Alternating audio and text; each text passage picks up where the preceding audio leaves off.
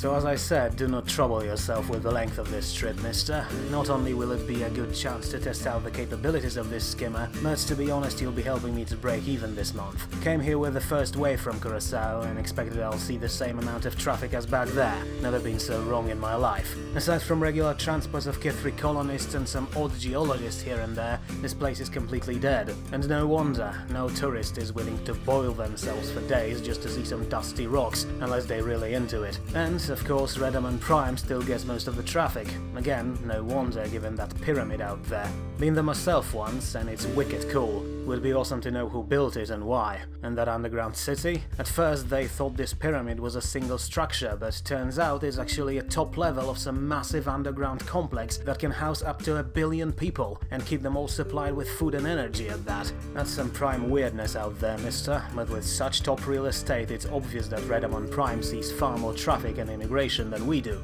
Well, it's not like they expected this place to be swarming with people. The way I hear it, they mostly want to turn this place into a planet-wide automated mine, so there won't be much to see anyway once they carve enough boreholes into the landscape. But you mentioned Kithri. Don't they go around exploring or sightseeing? If you look at their numbers, it turns out Arvo is basically their world, so I thought they'd use that freedom to expand.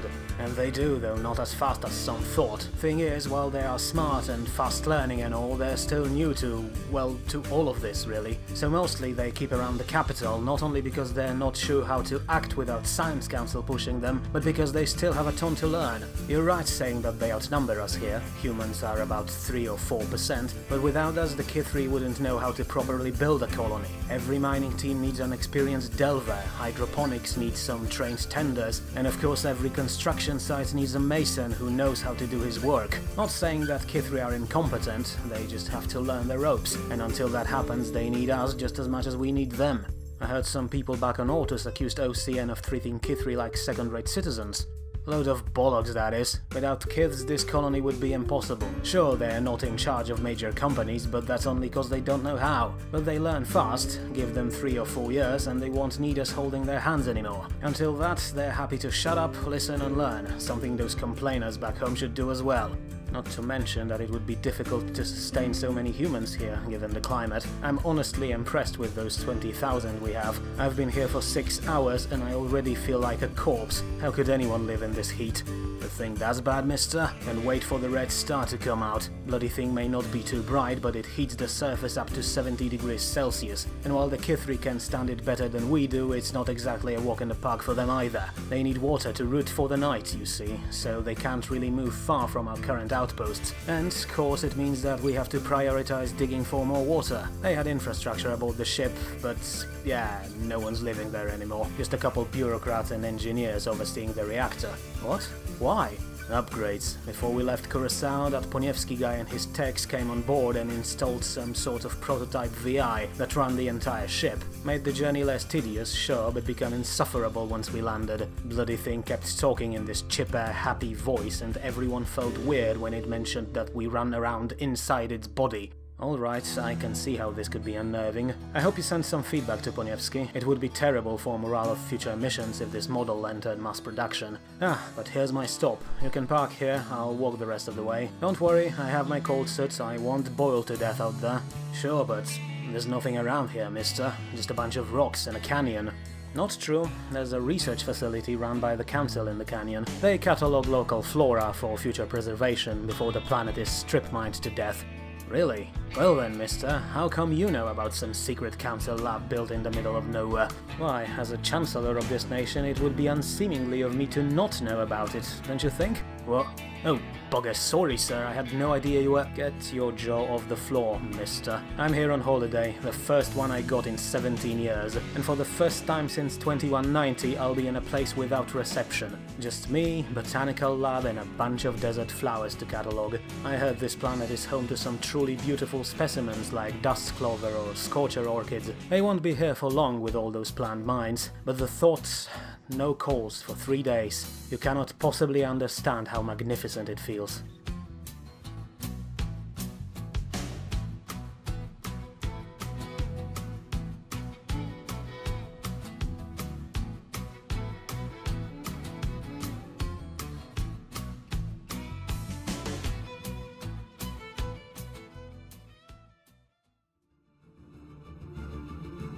Hello ladies, hello gentlemen, hello occasional fungoids, hello and welcome back to episode 7 of Second Chance. Last time our careless expansion into the stars has been stopped dead in its tracks by sudden discovery of two less than friendly alien civilizations lurking beyond our borders closer to galactic core. But while decidedly unfriendly, only one of these nations is actually hostile, the Yanari League, a society of reptilian slavers who seem to be highly xenophobic. The other nation, Kingdom of Yadra, is mostly unfriendly because they fear us. To them, we are an embodiment of chaos, so they would rather keep us at a distance than risk us contaminating their people. But not all news are bad. In recent months, our another colony ship has been launched from Curaçao, and just few weeks ago it has landed on planet Opshola 3A, now renamed Arvo due to immense value of this world. But, although it surprised some of the more conservative members of our society, this colony was not established by humans, but by Kithri.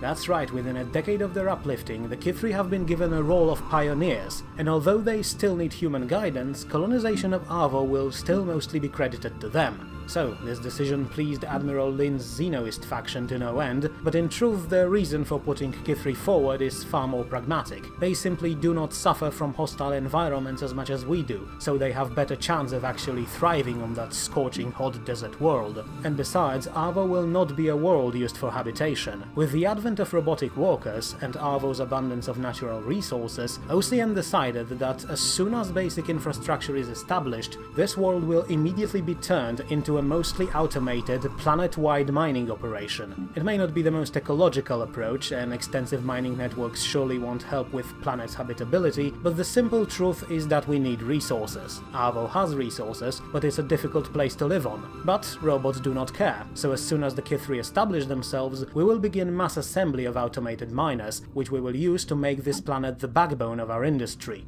And actually, with some new tricks from the Division of Applied Sciences and Engineering, we are now able to modify our robots with a bit more specialized equipment that will surely become useful in many situations. We could make our machines more sturdy, more efficient at basic tasks, like generating energy, farming, or obviously mineral extraction, or we could even turn them into propaganda machines by attaching them to government-approved information networks. But, of course, right now we need our bots to do just a single task, mine. So a new model, rather uncreative named M-Robot, the M stand for mining, we really need a better marketing division, has been outfitted with several specialized programs and tools, including a power drill. Basically, our delvers, who form the core of our underground workforce, will now have access to semi-intelligent machines that, after some calibrations, will be able to turn an entire mountain upside down in search for minerals. We could also apply these upgrades to our already existing prototype robots. After all, they are performing the exact same task, but for now it'll have to wait. Building new bots is relatively straightforward, but upgrading those already out there without causing industrial delays would put a strain on our technicians, and we simply can't afford that right now, since we need them to develop new defensive systems. So, for now the old regular robots will remain unchanged, but as soon as we're able they will be upgraded as well. We have no time for inefficiency.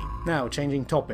You might have noticed something odd out there. Shortly after unlocking that pyramid on Redamon Prime, and the massive underground city that lies beneath it, our space travelers have reported some very bizarre phenomenons. Several planets and stars that they have seen not too long ago were now different. The methane-brown star above Arvo was the very obvious example. It was now far more vibrant and slightly brighter, but aside from that, nothing changed. It still emanated the same amount of radiation and energy as before, so no one could really tell what exactly changed, except for the looks, that is. Similar thing happened in Redamon's system. The locust-infested Mesa planet of Redamon 1A now looked far more inviting than it has before, even though it still was an absolutely dreadful place to live.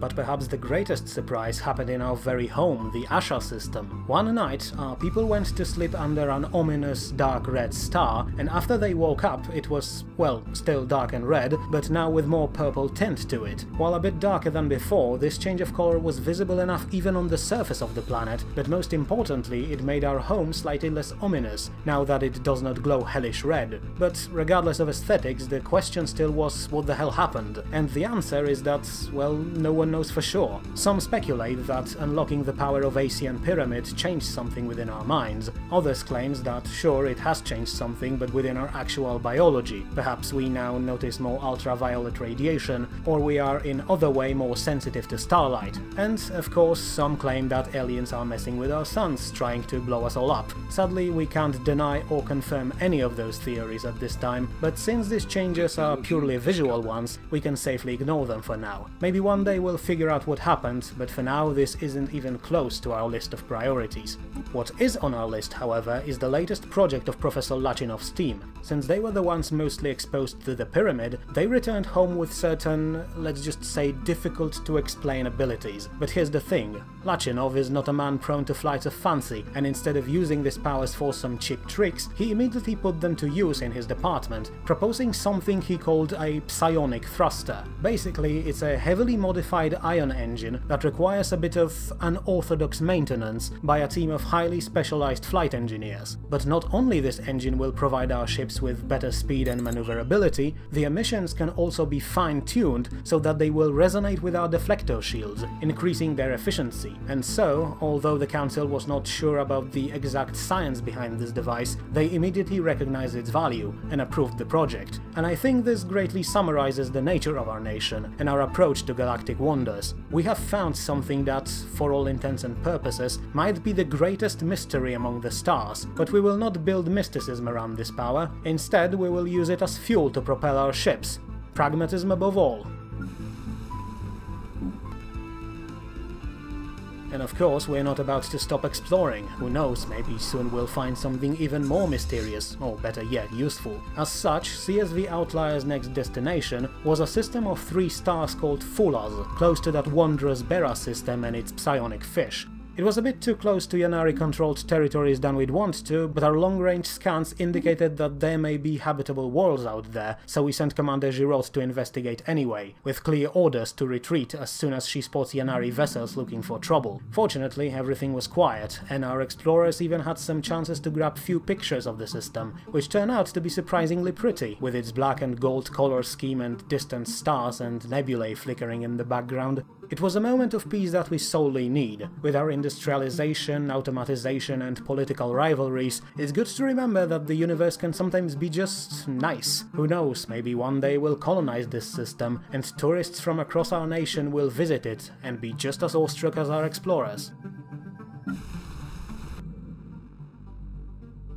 There is still one thing that needs closure though. After our victory against the Void Cloud, the clue system has been deemed safe, but only now, 3 years later, we were able to send someone, namely Commander Kuo, to do a proper survey of it. Granted, we did some work on the remains of the cloud, and Proctor Bat is actually confident she gathered enough data to reverse engineer that energy-discharging weapon, but the system at large still remains a mystery. But we're slowly uncovering it. So far, Clue proved to be mostly unremarkable, but the latest discovery changed that a bit. Close to one of the 2 main stars of the system, the crew of CSV Tesla found an odd capsule with badly decomposed alien inside. Initially, they thought it to be some sort of personal life pod, but as it turned out, the capsule was far more complicated. Not only it had its own power source and engines, it also sported a front-facing weapon, leading our explorers to believe that this was some sort of one-entity combat craft. Who does it belong to and what's it doing here we cannot tell. It doesn't seem to match any of the races we encountered so far, but given the presence of the Void Cloud, I think we can hazard a guess that this pod fighter tried to engage it and failed miserably. Not surprising given its small frame. Still, it provided us with some insight into small-scale construction, so it's always nice. We'll recover the craft and fire the remains of its pilot into the sun. His journey is finally over. Now, back to Fulas' system. As usual, we first focus on surveying potentially habitable planets, and as expected, there are exactly 2 of them. First is Fulas 2, a glacial, resource-rich planet that suffers from frequent meteor showers. Interestingly, it seems that underneath all the ice, the planet has quite an extensive hydrosphere, most of which is concentrated in oceanic trenches, deep beneath the surface. So, our biologist would surely like to take a look at the biosphere in those trenches, while our engineers could use the conditions down there to ensure our equipment can survive extreme pressures.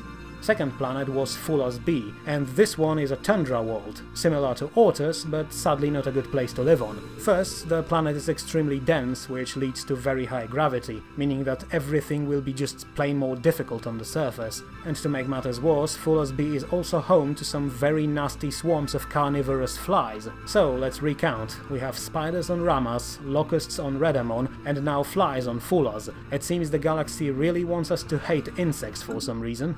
And also, another surprise. While CSV Outlier was exploring the system, a Yanari vessel has appeared. Commander Giraud initially wanted to retreat, but just like with the Yadra some time ago, she realized that this is just an exploration ship, and comparisons to encounter with the Yadra are even more evident in this ship's design, which is practically the same as the one Giraud encountered back in Tronda. Now, this could mean that these two reptilian nations are working together, but given Yanari uncooperativeness, it's far more possible that this is just a coincidence. After all, we already proved that, despite biological differences, intelligent races tend to follow similar thought patterns, so maybe the Yanari simply got the same idea as the Yadra, or the other way around. Regardless, the ship sent us a single message, stay away, and went on its business, so we continued our mission. And good thing we did, because Fulos system still had a little wonder in store for us. In orbit of one of the barren worlds, Fulos 4 to be precise, the crew of CSV Outlier has found another ancient abandoned starbase, except this time, parts of it still seemed relatively undamaged. As it turned out, this base was actually some sort of a shipyard, which caused Commander Giraud to immediately switch her priorities. Instead of surveying the rest of the system, she decided to focus her full attention on this station before the Yanari could find it. No matter what we will find out there, it's better if we discover it, not them. And as our explorers tried to gain access to this mysterious structure, back home our people kept building up OCN's power base. On Curaçao, which is now home to several billion people, half of which are native Kithri, infrastructure and industries grew to proportions similar to the ones on Ortus. And although Curaçao is still mostly covered in unusable glaciers and impassable mountain ranges, the inhabited areas are now similar to our homeworld, with endless cities and magnetic train lines crisscrossing the landscape, ferrying goods and people without a moment break. On Ortus, however, things are slightly less industry-focused right now, as Yanari posturing has painfully reminded our citizens that we are not that strong as we present ourselves to be. Granted, we have 5 so-called armies on Ortus, basically they're just marshals with some specialized training and better equipment, but now with the possibility of an attack or a raid being rather high, the government decided to invest in more defenses, namely an aerofighter base. Now, it may sound outdated, but it's actually extremely useful. Spaceships can't really enter planetary atmosphere, they will just break apart, so if anyone tries to invade us, they will have to use a specialized force of landing craft, or drop pods or something similarly small, and our planetary aircraft could absolutely decimate all those landing vehicles before they can deploy on the surface, so it's a pretty decent investment. Plus, of course, it gives us some nice insight into aerodynamic engineering. A few months later, we finally received some news from Commander Giraud and her team, news that were welcomed with quite a celebration back on our worlds. Although that abandoned base she found was critically damaged, our explorers managed to restore power in several sections, and one of these sections was apparently an automated shipyard that, once we provided it with necessary power, immediately sprang to life and finished its last project that, for all we can tell, was placed tens of thousands years ago. And that project was a ship, and not just any ship, but an actual operational combat vessel of a class larger and more intimidating than our Akula-class corvettes. But there were even more surprises. First, the ship turned out to be compatible with our systems and with our crews, and Admiral Lin's fleet, which was delegated to keep watch on CSV Outlier during its work, was able to place this alien construction in its ranks within just a few days, though according to Admiral herself there is a critical need for more human-compatible toilets. The second surprise was the equipment aboard this ship, which was, to put it bluntly, years ahead of our own tech. CSV Dark Wanderer, the new name for this frigate-class ship, housed 2 laser turrets that were way more powerful than the ones we used, as well as a massive frontal battery of something our engineers decided to call disruptors. Basically, this weapon fired a stream of energy that was relatively harmless on its own, but as soon as it hit its target's shields, that unassuming energy turned out to be extremely devastating, being able to overload even toughest deflectors in just a shot or two. And that, once you combine it combine it with other weapons is quite a deadly combination. Aside from weapons, the ship also rocked some futuristic defense systems that were far more efficient than the ones we have. So, this is a great find, and this 200-meter ship will surely be of immense use to us, not only as a weapon, but as a source of highly advanced tech that we could reverse engineer. And once more, Admiral Lin will have to go on a recruitment drive. According to her reports, CSV Dark Wanderer will need about 170 people to fully man all its systems. Given our population's space fever, I'd say she'll be swimming in potential recruits in no time. So, with the calendar now showing year 2225, our nation arrived at yet another symbolic moment. On March 7th, another one of our support science vessel has left the dry dock above Curaçao. Not only is the first science ship built in orbit of a planet different than Ortus, but it is also the very first vessel not commanded by a human. Instead, the CSV Pilgrim is crewed mostly by first generation of Kithri scholars, under command of one of their own. And actually, the appointment of this position caused quite a commotion, as all involved parties had different ideas about which Kithri scientists should be placed in charge. Some claim that we should pick only the brightest ones, others believe that it would be wiser to offer this position to one of the more prestigious Kithri, and finally another group proposed that we should be careful and hand the position to a fungoid known for its loyalty and eagerness. But in the end, option number 1 prevailed, and a Kith named Abava Uvi Avalin was finally approved as commander of CSV Pilgrim, making them the first alien in command of OCN ship. And according to the news, this decision was met with an overwhelming approval from our uplifted friends. To them, Abava is a proof of how far they came. Not so long ago they were practically animals, unable to master even such a simple thing as fire. Today, one of their own commands a floating space laboratory that can uncover greatest mysteries of the galaxy. And, most importantly for our government, the Kithri are aware that they owe all of this to us, which will surely cement their loyalty for centuries to come. We'll be able to do so many wondrous things together.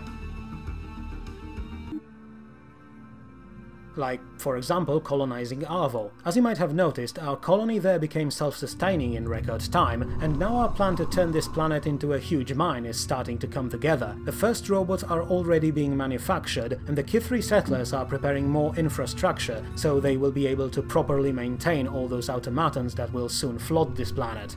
All that remains now is proper legislation, and on 22nd September 2225, the Council officially designated Arvo as a mining world. It's pretty self-explanatory. Our previous colonies were developed with habitation in mind, so they had to provide variety of services and industries in order to support their large populations. But Arvo is not planned as a habitat. Our sole purpose there is to acquire as many minerals as we can lay our hands on, with blatant disregard for such nonsenses like ecology or landscape. As such, Arvo won't really attract farmers, tourists or bankers. Instead, it will attract delvers and industrial companies, not to mention quite a number of engineers needed both for maintenance and improvement of our mining techniques. In a few years, this will be the most important world of our nation, so the sooner we focus its development, the more rewards we're going to reap.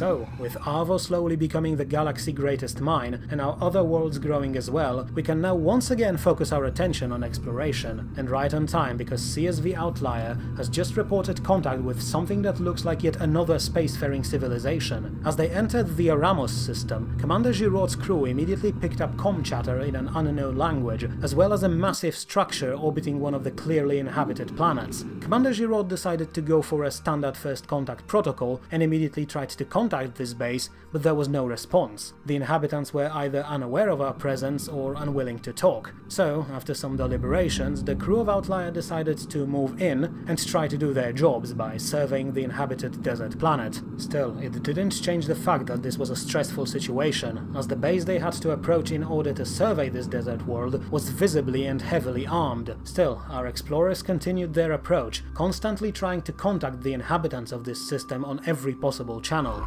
But to no avail.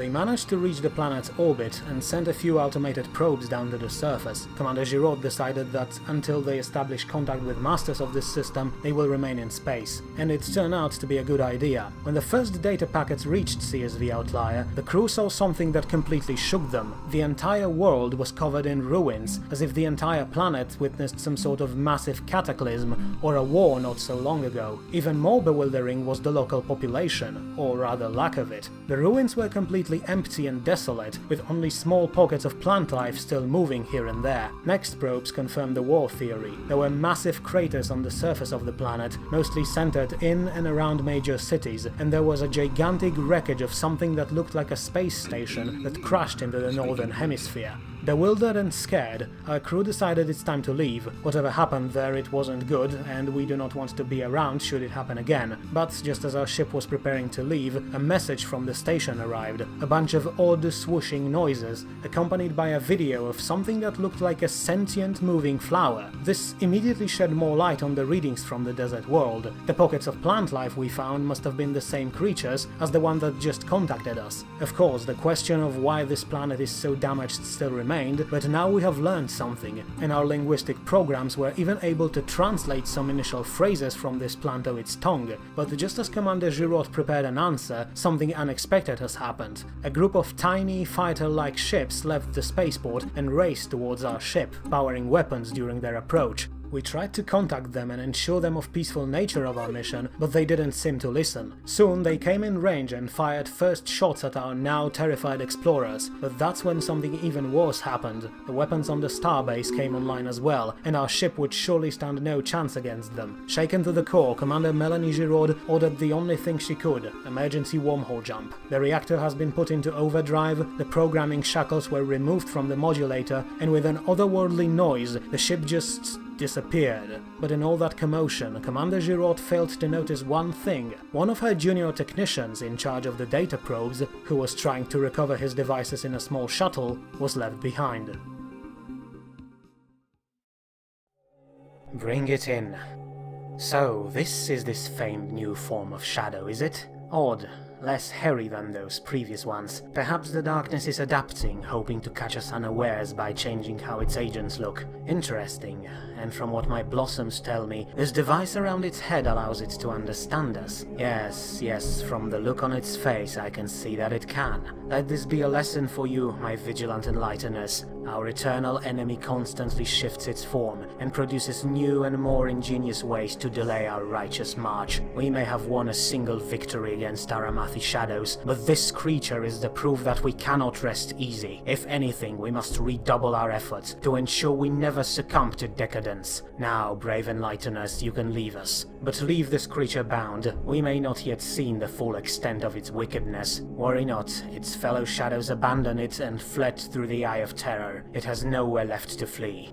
Ah, so you are that creature that calls itself a human, are you not? I must apologize for the rough treatment you have undoubtedly received from my warriors. The sad truth, creature, is that my garden is afraid of you, and no one can blame them after all the peril they suffered at the hands of your ilk from New Sajar. But where my garden feels fear, I feel a sense of purpose. With our help, you will soon understand the truth, and stand with us basking in the purity of the light. No, do not struggle. These shackles were made for the Aramathi, and their frames are far more imposing than your own. And yet they have failed, and we have freed them of eternal darkness as was foretold in the ancient texts. For a moment, it warmed my heart to know that we broke them free from the clutches of eternal enemy, even though I knew their souls were already tainted to their very cores. I knew that, given time, we will banish darkness from them and bring them into the glorious light. But now, with your appearance, I realize that I was just as misguided as my enlighteners. There can be no rest for those who carry the light, as long as darkness dwells out there, corrupting everything it touches.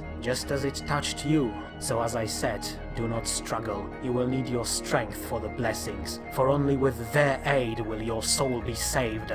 Ah, I see uncertainty in your eyes, human shadow. Fear, even. The same thing happened to Aramathi shadows when they first witnessed our blessings. I would tell you to rein in your fear, but I know it would be pointless, for it is not even your fear, but that of eternal darkness. Like all born away from the purifying beams of Zramas, you were tainted at birth, never even knowing it dictated your every action and every thought. You were never truly free, and now the roots of darkness are lodged deep into your soul. But fear not, for we, the Zrakan, can save you, even though you will not see it that way. That is, as was said, not your fault. Your corruption will sense our approach, and will tremble in fear of the light we'll bring. It will push you to do vile things. It will force you to fight our benevolent enlighteners. A handful of those whose souls are still slightly pure will be able to resist, but the darkness will take hold of the rest of your kind and push them forth in a frantic dash to defend their vile corruption. I hope,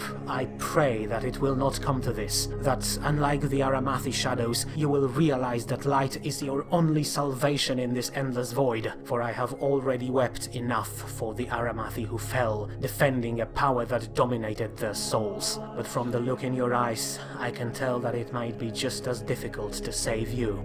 But that doesn't mean we'll stop trying. Our enlighteners will bring salvation to you, and we will not relent until the last one of you is free. Like the Aramathi, I suppose your kind will have to be thoroughly educated at first, but no task is too great when the purity of our souls and stars themselves is at stake. You may feel threatened by my words, and I do understand your distress, human shadow, but once you witness the blessings yourself, you will realize that what we do benefits the entire galaxy. I pray that once we free you of your corruption, you will join me at my side.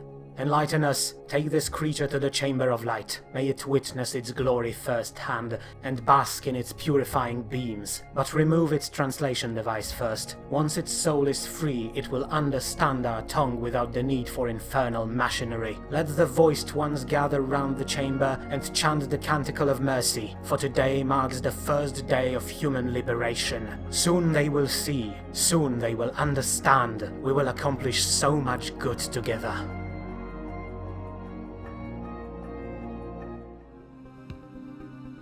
Well then, it seems that our expansion has uncovered yet another hostile civilization, the Zrakan Union, a race of outlandish, sentient flowers that, for all we know, are highly zealous believers of a religious doctrine they call the Way of Light. Now, unfortunately, we can't really tell anything more. Their introduction was brief and clearly and openly hostile. As soon as we established communications, they immediately closed their borders to us, claiming that agents of darkness are not welcome among their stars. We tried to call them again so they could clarify what they meant by that, but there was no response, which placed our entire government on high alert. Not only the Zrakan were very close to our borders, but their intentions towards us were indisputably hostile. And to make matters worse, we lost contact with CSV Outlier. Last message we received from it was an SOS signal, and after that, silence. So this was the worst part of this entire situation. Our people may still be out there, but we can't mount search and rescue mission because the Zrakan are just going to attack us if we show up within their borders. So, not ideal first contact, again,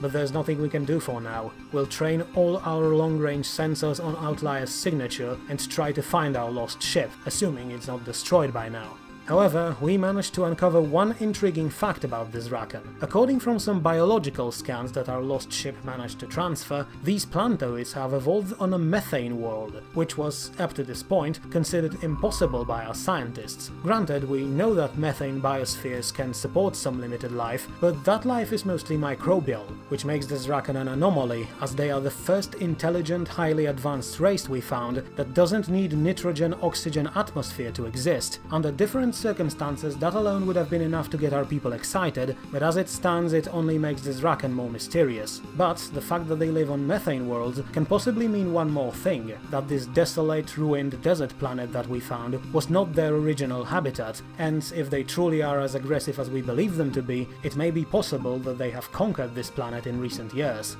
And that means that we should probably prepare for hostilities. We have wasted enough time pretending that the galaxy is a peaceful place. Even discovery of such races like Yanari was not enough, but now with the sudden appearance of evangelizing zealots right at our borders, the Council finally decided it's time for action. In an emergency meeting called by Chancellor Teza, government of OCN voted on issuing the so-called Phalanx Protocol, which is the first level of military preparedness of our nation. Basically, it means that all civilian matters are placed on second plane, and the military will now have access to the majority of our nation's resources, although only for use in defensive capacity for now. now, and although some members of Xenoist Party opposed the idea, they were a drastic minority, and soon the vote was passed into the public, which approved it as well. The first order of business was refitting our existing corvettes with newest equipment. Now, we don't really have any new weapons to install on them, but our research teams devised quite a lot of support equipment that will still increase the efficiency of our warships. We have new reactors, new afterburners and new targeting computers, but the most important development was introduction of Lachinov's so-called Corps of Unorthodox Engineering to our fleet. They are a group of specialists, mostly from Redamon Prime, who are specially trained in operating of our new model engines, and although their appearance was a bit mysterious, Task Force Manticore approved their presence in just a few days. According to Admiral Lin, these engineers were efficient, focused, and the engines they operated were far better than anything our fleet has seen up to this point. Granted, these same engineers were also a bit weird. For instance, they tried to attach hoods to their regulation uniforms and had a bizarre tendency for singing, but other than that, they were very much welcome. The second thing we had to do was to actually develop a proper infrastructure for our fleets. Until now, our crews spent most of their time on the surface of Ortus, only moving to their ships when they were needed, but that, as you might expect, took time. So, Professor Tanwa was asked to devise a specialized fleet maintenance section that could be attached to our spaceports without disrupting their operations. Ideally, we want our fleet to be able to respond to any distress call on the very same day we receive it. Third step of the Phalanx Protocol was development of a new type of ship. Still a corvette, but one that will be used in a far different manner than our Akulas, even though it will use practically the same design. This new corvette will be used as a torpedo boat. Some time ago, our military researchers came to a conclusion that even though we may not have the largest ships in the galaxy, we can still own the biggest guns, or rockets in this case. And so they developed AlphaMod torpedoes, which are basically small, unguided craft packed full of explosive that can be launched at enemy targets. They are slow and practically impossible to maneuver, but as mentioned, they pack more punch than we initially thought possible. Simply speaking, each torpedo is about 15 times more powerful than our fission nuclear warheads, the ones we used to blast the void clouds into oblivion. And that means that, on a good hit, a single torpedo might just be enough to eliminate one corvette. Even better, these torpedoes are equipped with an electronic disruptor based off that weapon we found on CSV Dark Wanderer, and it allows our missiles to completely bypass shields of their target and go straight for the main hull. That information caused some consternation among our politicians, who wondered that if those torpedoes are so powerful, then why the hell won't we install them on all of our ships? Good question, but the answer is actually a bit more tricky. For all their advantages, torpedoes still have weaknesses. They are slow and they don't have tracking systems, so to actually hit anything with them you have to be either extremely close or extremely lucky. All that explosive potential will mean nothing if said torpedo will just go flying into the dark void of space, perhaps one day adding to Sir Isaac Newton's deadly reputation. However, though hitting moving target with those torpedoes will be challenging, stationary defenses are a completely different story. That ominous-looking station Zraken have orbiting that desert planet suddenly became far less threatening. So, instead of turning all our Akulas into torpedo boats, we'll just develop a new kind of ship, Akula T, and we'll develop them both together. But one of these days we really need to get ourselves something more intimidating. We can't hope to keep potential enemies at bay in just our small corvettes. But luckily, it seems that the galaxy decided that we had enough of bad news for now, and we soon received intel that, to be honest, not a single one of us had expected. CSV Outlier was safe, and in early October 2026, it just showed up near Redamon Prime, taking us completely by surprise. Commander Giraud and her team were immediately transported to a medical facility on the surface, but just like their ship, they turned out to be fine. The only thing was this: when they realized how much time has passed, they were utterly shocked. For them, it was just a few hours. Commander Giraud ordered to open the emergency wormhole, the crew followed her order, and next they were at Redamon Prime, unaware of the fact that few months have passed since they were away. So we have another mystery to solve, but this one will have to wait, because once more we were contacted by an outside force, a nation of yet another intelligent plantoids that call themselves the Mirovandia Hegemony. We were ready for the worst, but the communication we received from them was actually peaceful. In quick words, the representative of Mirovandian Emperor introduced himself, his people, and finally his master, whose name was practically unpronounceable, so we just called them Jasmine the First. As it turned out, Mirovandia were very similar to Yadra, Like them, they were a highly stratified hereditary monarchy that kept its subjects on a tight but surprisingly understanding leash. Miravandians, as it happens, are actually okay with the way their government works, and they live as a single harmonious collective that has no need for bloodthirsty tyrants stepping down on the lower classes. But despite that similarity, Miravandia had one quality that Yadra did not. They were friendly and open to diplomatic relations and trade. We immediately banked on that by exchanging our star maps, and at the same time we asked them how they found us. And the answer was simple. Our good friends, the Alir, gave Miravandians our number, and not only that, they also hyped us up to these planetoids, painting us as quite decent trading partners. All fine and well, but perhaps next time our anthropoid friends could warn us first. Not because we're angry or anything, but because it would be nice to know beforehand that Miravandia look a bit terrifying. And also, the communication made us realize that the Alir were quite busy during all these years. As it happens, they encountered an avian-like race called Avarians that lived on arid world within Alir core territories. Thing is, the Avarians only mastered interstellar spaceflight 2 years ago, so when they made their first jump, they realized that they're in the middle of far more advanced and powerful empire, and because they were peaceful, though very distrustful by nature, they approached the Alir in a very cautious manner. Luckily for them, the Alir are peaceful as well, and far more trusting, so both nations quickly work out a deal. The Avarians will be left alone, that's the only thing they wanted, and the Alir will keep watch on them, basically turning Serene Avarian Republic into their protectorate. Let's hope their cooperation will be a profitable one.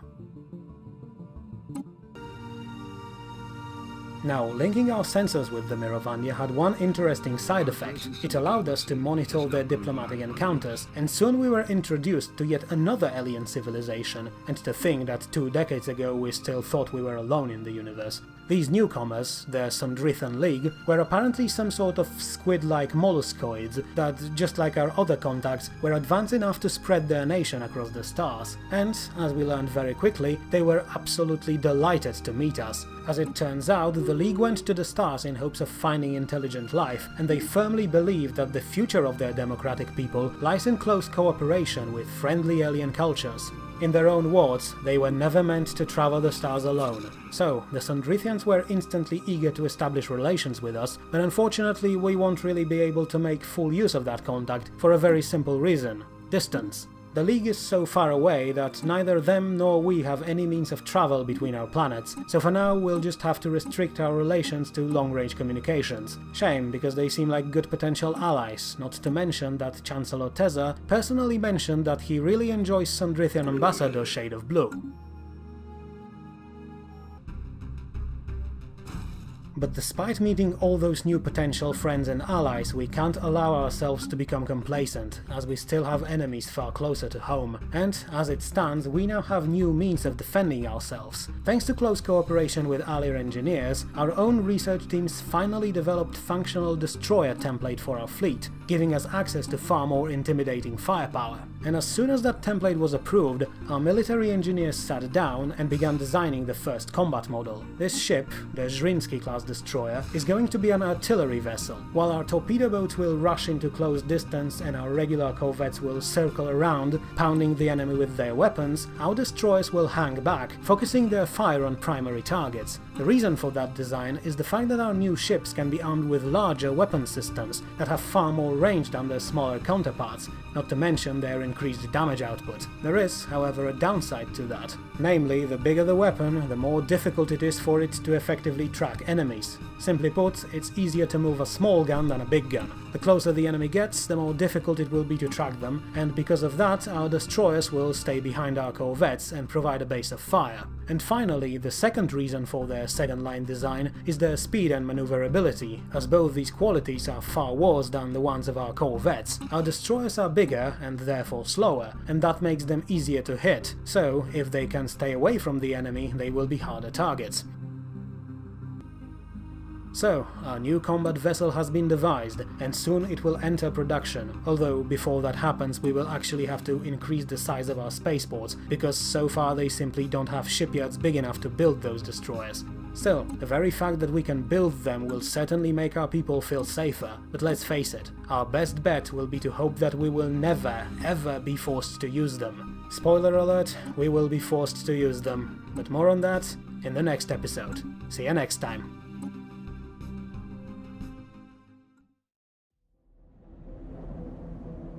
Alright, let's see. Okay, recording's on. Gonna be a few days before it reaches the HQ through secured channel, but I think we must risk it. What we found today will surely turn some heads back at home. So, it's Operation Day 14, and I'm Captain Stradich from Special Operations Unit. Exactly 2 weeks ago, we managed to successfully touch down on planet New Sajar, undetected by Zrakan forces. What we found immediately confirmed our suspicions that this world has been conquered by the Zrakan in recent years. Everything here is incompatible with our flowery friends. The climate is off, the architecture is different, and most importantly, most urban centers are completely empty ruins. At first, we thought Zrakan wiped out the original population of this world, or resettled them somewhere, until yesterday when we finally found out what happened. The original inhabitants, which at a glance appear to be mammals just like us, are still here on the planet, except the Zrakan are using them as slave labor. We found a complex full of natives yesterday, and although we can't tell exactly what's going on inside, what we saw outside leaves nothing to the imagination. It's a labor camp at best and death camp at worst, and now that we know what to look for, we managed to find several other compounds like this one on our long-range sensors. I think this should convince everyone that we should be... Wait, hold on, we have movement on the sensors. Everyone ready weapons. Wait, no, stop, hold your fire. These are locals, I repeat, locals. Hold your fire. Noxalas. So, these really are humans, and we laughed at that researcher who said he picked up their transmission. Welcome, humans, to New Sajar. What the hell? So let me get this straight. Your race, the Aramathi, came into this galaxy from Milky Way, and in last decade you have been conquered by the Zrakan Union. That still doesn't explain how do you know who we are, and how do you know our language. We encountered your people before back in the Milky Way, human, and we had databases on your language, though today they are probably very outdated. I wish I could tell you more, but our first speaker, the one who leads our resistance, gave me only this information. She claimed we must first ensure that you really are humans from Sol 3, and even then I'm not allowed to discuss anything we know about your race until the speaker makes her offer to you. What offer are we talking about? An offer of rescue and an offer of revenge. When we came into this world, we lost most of our people, and our knowledge has been reverted by centuries. Once we commanded a mighty coalition in the Milky Way. Many races from many planets worked together to overcome any obstacle or danger, but here we are lost. It took us nearly 200 solar cycles to once again master spaceflight, and we were unprepared to encounter an enemy so fierce and unrelenting as the Zrakan. They are on similar technological level as we are. In old days, we would have crushed them within a cycle, but with our knowledge lost, we were the ones who were destroyed. The Zrakan wiped out our fleets, crashed our spaceport, and slaughtered our soldier caste. Then they invaded, and although their frames may not look intimidating, they proved too much for our forces. Within a cycle, they extinguished our armies and took control of the planet. At first, we hoped they will simply add our race to their empire, as we did back in the old galaxy, but they quickly showed us their true intentions. But you saw it yourself, in that complex over there. I understand, but what is it that you want from us? And let me just be plain with you, I do not have the power to promise you anything, I'm just an explorer. Perhaps, though you do not move like one. But it doesn't matter. Our race is dying, human. It has been dying ever since we fled into this wretched galaxy. But now the Zrakan are actively exterminating our people. We have lost hope by now, but when we picked up your signal we regained some of it. The chance of meeting you was impossibly low, and yet here you are. You will not admit it, but from what we've learned from our archives, your race revels in warfare. If you reach this planet without attracting Zrakan attention, then you might as well have a chance of defeating them. So, here is our speaker's offer. Help us, human. Give us a second chance we lost when Zrakan invasion arrived. I'll see what I can do, Aramathi, but convincing our people to risk their lives to liberate a race they know nothing about won't be easy. You misunderstood our proposition, human. We do not wish to be liberated. We have learned our lessons. Ever since we lost our science caste, we have stagnated. And now, without our soldier caste, we are unable to defend ourselves. We have our own talents, but they are not enough to ensure our safety. So we do not wish to be liberated. We wish to add our talents to yours, so that we may all prosper. And if you'll help us retake our capital, the first speaker will surely tell you all you wish to hear about our previous encounters. Very well. With your leave, I'll contact the HQ right away, but I can't promise anything. I know, but we'll take the chance nonetheless.